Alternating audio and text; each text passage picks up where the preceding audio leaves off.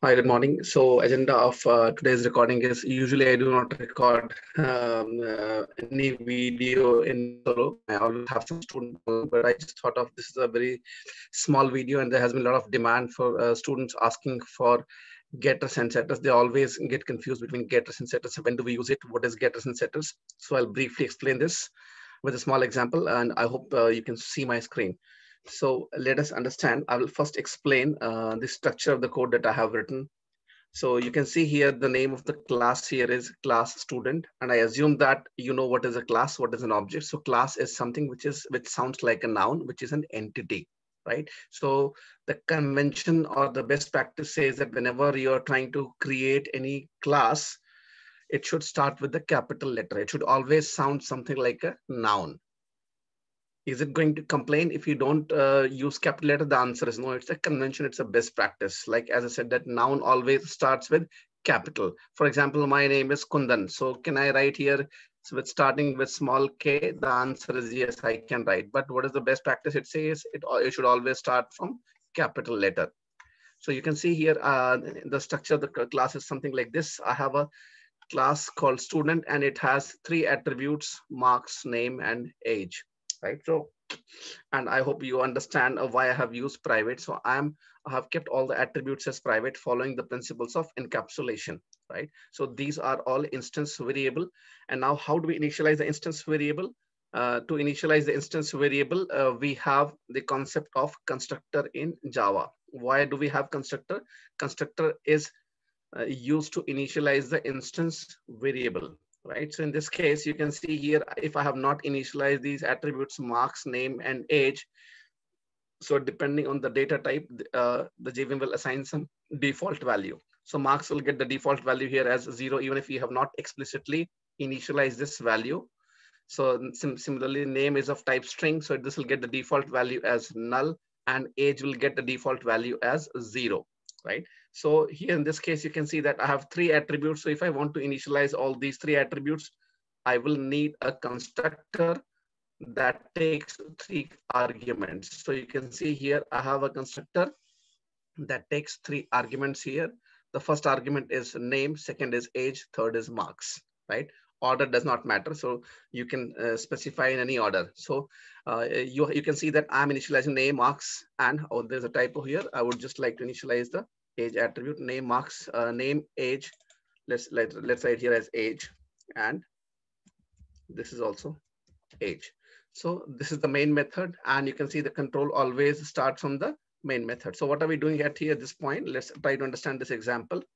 So I am creating an object called S1, and student S1 is equal to new student, and I'm passing these three arguments, name, age, and marks, right? I have not typed this name, age, and marks. This exactly matches with the constructor name here. So if you can just, this is just a reflection. So please do not think that I have typed this name. I have just typed something in double quotes, Levar 35 and 76. So if I type here as name, you'll see the reflection will also same, it will appear as name. If I type here age, it will appear here as age. Just to showcase, sometimes students get confused. If I type here name 1, you can see here this reflection also changes to name 1, right? So it just IntelliJ interprets, it displays on the screen like this. So what is happening as a result of this value? You can see here if I'm passing these three values. So whenever I create an object, so automatically the constructor gets invoked. Constructor gets invoked, a constructor gets called, a constructor gets triggered. All of them, they mean the same. You do not have to explicitly call the constructor. If you are trying to create an object, if you are passing a three argument, then provided if your class has a constructor that takes three arguments, that will automatically be triggered. Something that gets triggered automatically. You do not have to call it, right? So what is going to happen as a result of this line? You're passing Levar. So Levar will be passed to this variable name. 35 will be passed to this variable age. Marks 76 will be passed to this variable age. And what are we doing here inside this constructor? I mean, I can write whatever I want. I mean, I said that constructors are meant for initializing the instance variable. So what I'm doing, I'm passing the value Levar, name will be passed to this dot name. Now you can see here I'm using the word this, means I'm saying that please go and refer to the name attribute of the current object this. So let us first of all, let me draw a diagram of this so that you understand it. So as a result of this line, I have explained previously in the video what happens. This is a heap, which is a memory in Java. And this S1 is the reference variable. Whenever I say new student, right? So new student means whenever I use the word new, it creates an object on heap. And that object will have the three attributes here. The attributes will be name, it will be name, age, and marks. Name, age, and marks. So as a result of this line, you'll see that basically an object gets created on heap with these three attributes. Now S1 is the reference variable which points to the object on heap. Now whenever these line gets executed, this dot name, so this refers to the current object. So which object I'm talking about at this point of time? I'm talking about S1. S1 is the reference variable which I'm referring to. So this dot name is please go and initialize the name attribute of the current object, which is S1. So S1 dot name will be initialized with the value levar. Similarly, S1 dot age will be initialized with the value 35. And S1 dot marks will be initialized with, let's say, the value 76. I think there is a typo here. Let me fix it. So name, age, and this one should be marks, right? So I wanted to initialize with the marks. So you can see here, I'm initializing all the three attributes. So I have used constructors, right? So now if I try to execute, I have initialized these three attributes, name, age, and marks with these given respective values. If I want to print the values, so how do I print it? So I know that on the heap, whatever object I created, which was being referred by S1. So this name was initialized with the value levar, and age was initialized with the value 35 and marks was 76. If I want to print the value, if I want to read the value, so how do I know that which marks I want to read? I want to read the marks which belongs to the object S1. So if I have to say S1 dot marks, it is going to print the value as 76. So this is, I'm just reading the attributes. But can I write it? Is there any other way? How can I read it? Yes, I can write it.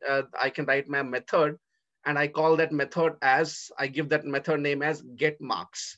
Right? So you can see that I have written a method called private int get marks. Now, could I have given this method any name? The answer is yes. I could have given that private int maybe read marks. I could have written here for this method, I could have given the name here as read marks, or I could have say foo, or I could have say bar. Right? So I can give any name. There's no such restriction that if you are trying to read marks, it has to have the name get marks. You can give any name. But what does the best practice or convention says? Convention says that the method name has to be meaningful. It should be self-explanatory. So as the name indicates, I'm trying to read the value of attribute marks. Right? So I can say, maybe I can say read marks, right? Or I can say get marks. But the convention says that in Java, we always try to get the value, right? So the convention is again a best practice. It's not mandatory imposed strictly by the compiler. So you'll say get, and the other attribute is marks. It's a combination of two. Get indicates you're trying to perform some action. So method name always should sound like a verb. It should not sound like a noun. Class name should always sound like an entity, like a noun. Whereas method name should always sound like a verb. The convention says that method name should always start with small letter. Again, I'm saying it's a convention, it's not a rule. There is no such rule that method name cannot be capital, but it is not a good practice. So what do we do? As the method name indicates get marks, you're trying to read the value of attributes. So you'll say it's a combination of get plus marks. So we are going to make it as a method name is get marks. So in Java, basically, the convention says that whenever you're trying to concatenate 2 or 3 words, basically, so the first word always has to start with small letter, and marks is always the first alphabet of the second word should be capital. This is a convention, again, a good practice, not a rule. So you can see here private int get marks. Whenever this is an instance method, this belongs to the object.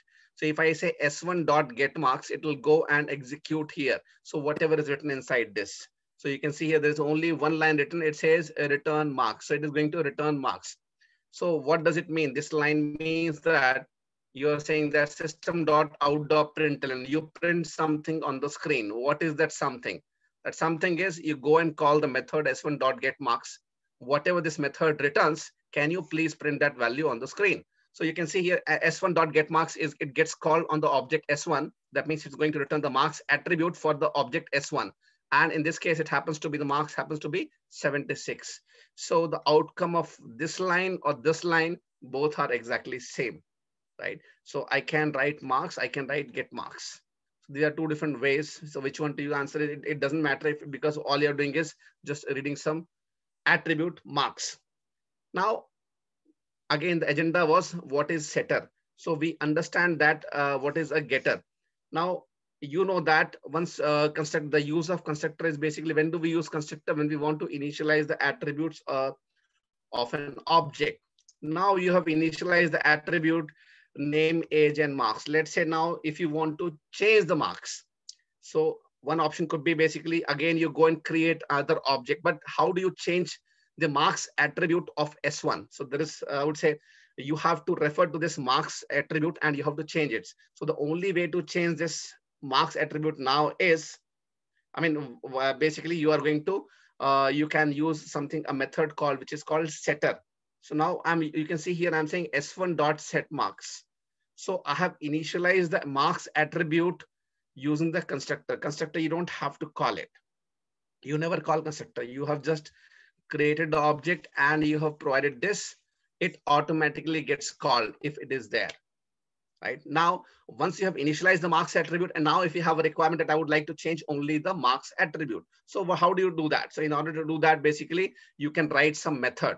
There are various ways to basically change this marks. One option could be, if you can say that I can simply say S1 dot marks is equal to, I can change this value here. S1 dot marks is equal to say 76. I can do it like this, or I can say I don't want to initialize. I don't want to basically change the value like this. I would like to use some method. So I can use a method called S1 dot set marks.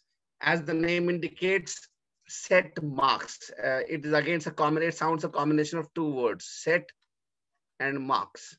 So what does this indicate? This indicates that you are trying to set the value of an attribute, right? So again, it is sounding like a verb. It sounds like an action, it's a method. So when we combine this, the method name becomes private void set marks. So what is the purpose of setter? Basically, you're trying to set the value.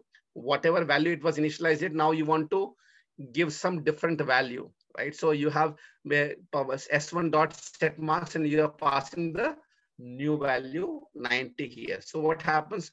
Again, whenever you're trying to call this set marks, it goes and calls this method. And again, this is an instance method.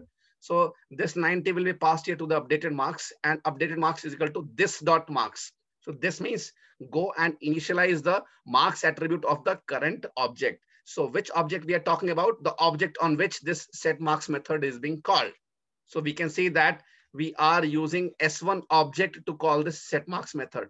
That means this dot marks, this refers to the object S1. So whenever this line was executed, you can see here this S1 object was, S1 was the reference variable, object gets created on heap, and the three attributes are there. This is name, age, and marks. So at this point, the marks was initialized with marks 76. And you say S1 dot set marks 90, after this line, marks is initialized, 76 value gets changed to 90. So again, you can see here now, if I have changed the value of 90, now I would like to see whether the change has actually taken place or not. So how do I do this? Again, I'm going to read the value of S1 dot marks. So if you see here, this line S1, when it was created, this object initially, at this point, it was name, age, and marks. So name was Levar, age was, let's say, 35, and marks here was 76. So at this point of time, if I try to print the marks, it will be 76. If I try to, whether I read the value using, whether I read the attribute directly using the marks attribute, or if I use the S1 dot get marks, the value is going to be same. Because I'm trying to use the reference, which marks I want to read. I want to read the marks of the object S1. Similarly, if I say S1 dot set marks dot 90, so after this line, this 76 will be modified to 90. Now, has the modification taken place or not? How do I know that? So I need to read that. So how do I read? Again, I'll say S1 dot marks or S1 dot get marks. So it is going to read after this. This is going to print 90, and this is also going to print 90. So the point is very simple. Why do we use setters and getters? right? So setters is basically used whenever you want to set the value of an attribute. So there are basically multiple ways to achieve same thing. In how many different ways you can initialize the value of an attribute? You can initialize the value of an attribute maybe directly here. You can say string s name is equal to, let's say I say Kundan. So in that case, what happens? You have given an initial value to the name as Kundan. In that case, by default, every time you try to create an object, basically the initial value will be initialized to Kundan. But whenever you are trying to create an object using this line number this, at this point of time, basically what will happen, you are going to change the value name. This Kundan will be replaced with whatever value you are passing. That will become Levar. This is another way. So the first way to initialize the attribute is you can directly assign the value. If you are not assigning any value, then JVM will assign a default value. The default value for string type is null. For integer type, it is 0. So first way is direct assignment of direct initializing of variable.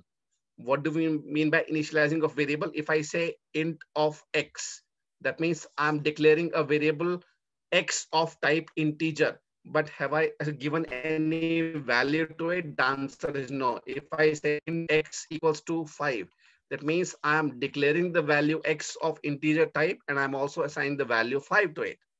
So this is first way, directly initializing the value. What is the second way? Second way is you can use constructor to initialize the value. So if you are using a constructor, do you need to call constructor? The answer is no. If constructor is there, it automatically gets called. What is the third way? Third way is basically setters. You can use basically setter to initialize. For example, you could have said here something like this: student S1 is equal to new student. If you are writing like this, that means you are trying to create an object.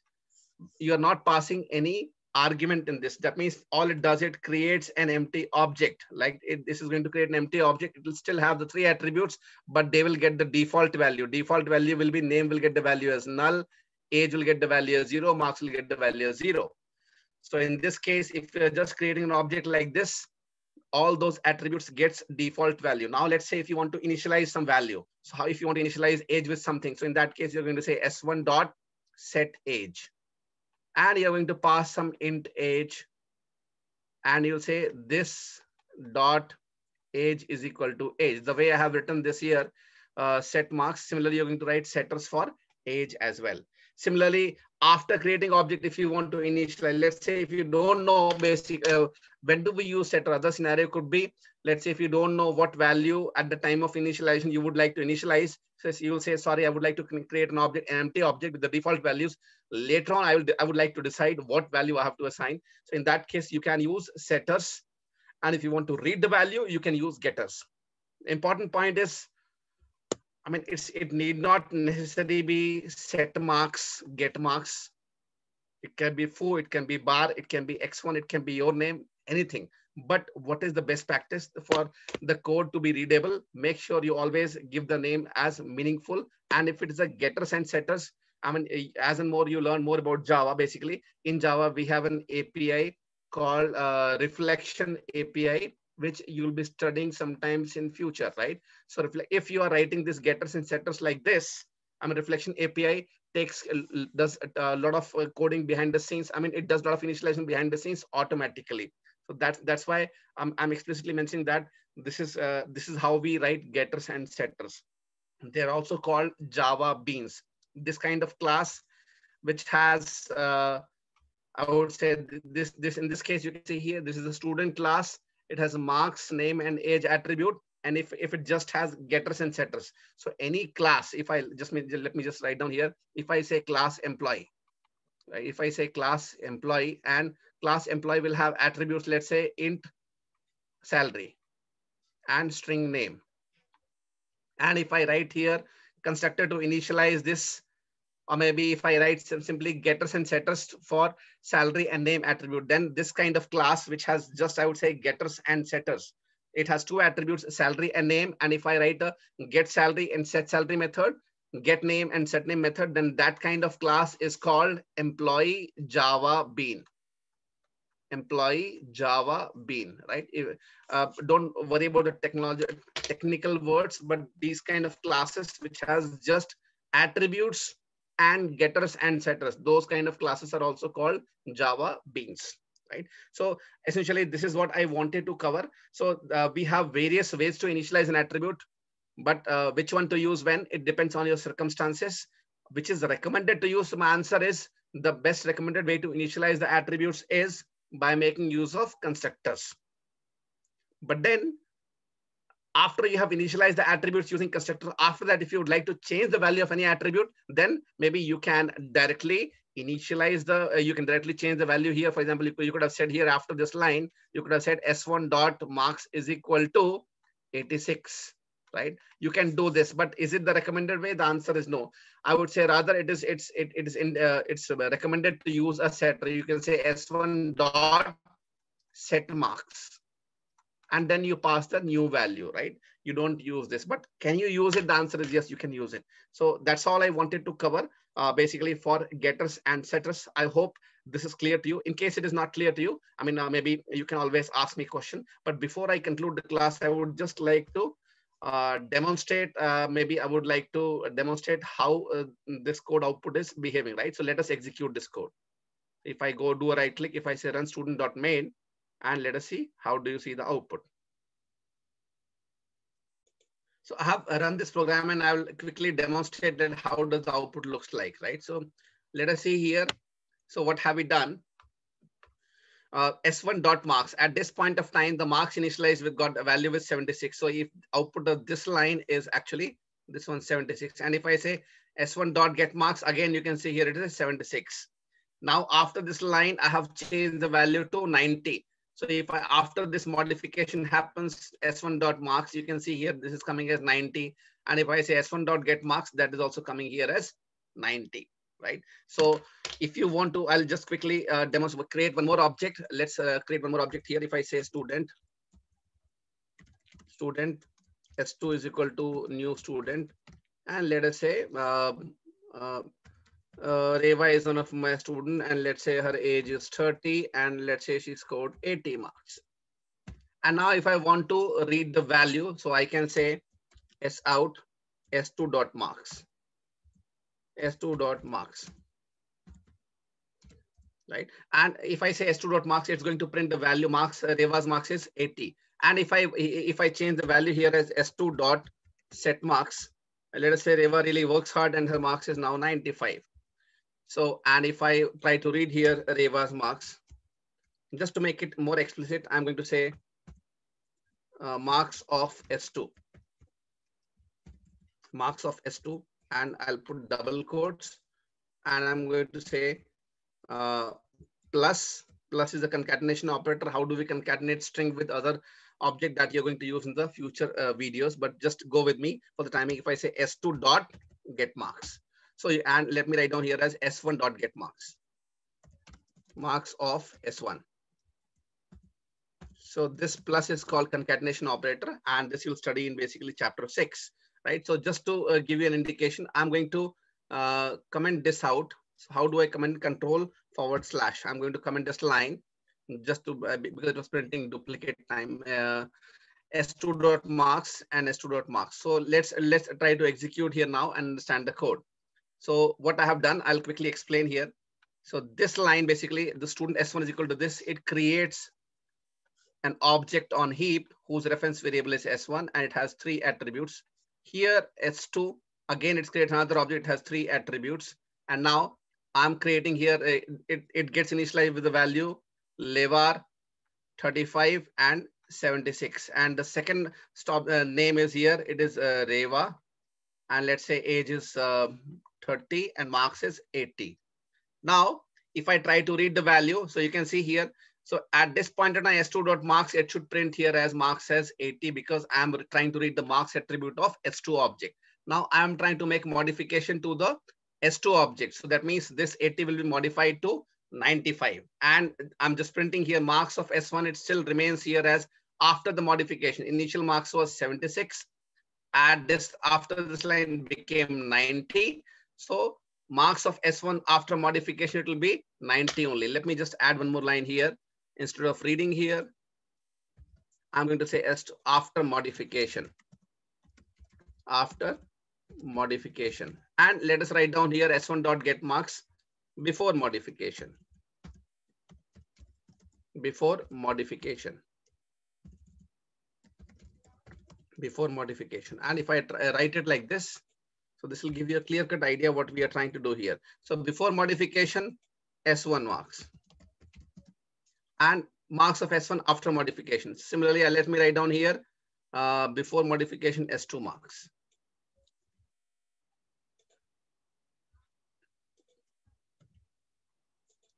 Before modification, S2 marks. If I write like this, that means before modification marks of S2.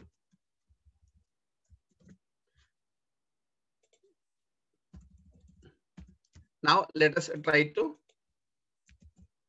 let's go in the sequence. So first of all, we'll read the marks of S1 before modification, and after marks of S1 after modification, marks of S2 after modification. So you can see here, I'm actually reading the value of S1 and S2, right? So let's execute here and see the outcome.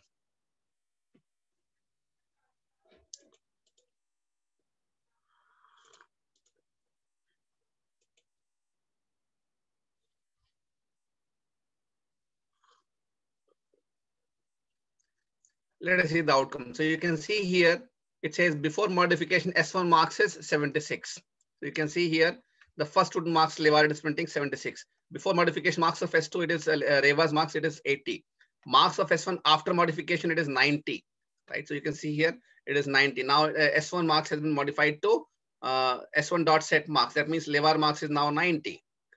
And S2 dot set marks, I have modified it, so it becomes 95.